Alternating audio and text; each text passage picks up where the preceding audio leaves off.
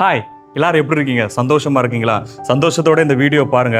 இயேசு இந்த உலகத்துல மனுஷ ரூபம் எடுத்து அவர் மனுஷனாய் வாழ்ந்த காலகட்டத்தில் நிறைய அற்புதங்களை ஜனங்களுக்காக செஞ்சாரு. ஒருத்தங்களுக்கு பார்வை கொடுத்தாரு, மற்றவர்களுக்கு வியாதிகளை சுகமாக்கினாரு, இன்னொரு ஜனங்களுக்கு தேவைகளை சந்தித்தாரு. ஆனால் அதே ஜனங்கள் இயேசுவை இவனை சிலுவையில் அறையுங்கள் என்று கூச்சலிட்டார்கள். ஏசுங்க, இதே போல நீங்களும் நிறைய ஜனங்களுக்கு நீங்க உதவி செஞ்சிருக்கலாம், நிறைய ஜனங்களுக்கு நீங்க பிரயாசப்பட்டிருக்கலாம்.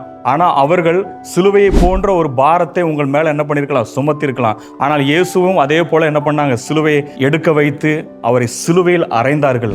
ஆனால் இயேசு சிலுவை அறைந்தது மாத்திரமல்ல, 3ஆம் நாளில் உயிர் தெழுந்து, வேதத்தில் ஒரு அருமையான ஒரு வசனம் சொல்லப்பட்டிருக்கு, அவர் சிலுவையிலே வெற்றி சிறந்தார் என்று சொல்லப்பட்டிருக்கு. ஆமாங்க, இதே போல உங்கள் மீது சுமத்தப்பட்ட சிலுவை போன்ற பாரங்கள், ஏளனங்கள், அவமானங்கள், வீண் பேச்சுகள் இருந்தாலும் இயேசு எப்படி சிலுவையிலே வெற்றி சிறந்தாரோ அதே போல நீங்களும் உங்களுடைய வாழ்க்கையில வெற்றி சிறக்க பண்ணுவார். கர்த்தர் தாமே ஆசீர்வதிப்பாராக. போறதுக்கு முன்னாடி உங்களுக்கு வேதத்தில் பிடிச்ச ராஜா யார் என்று சொல்லிட்டு போங்க.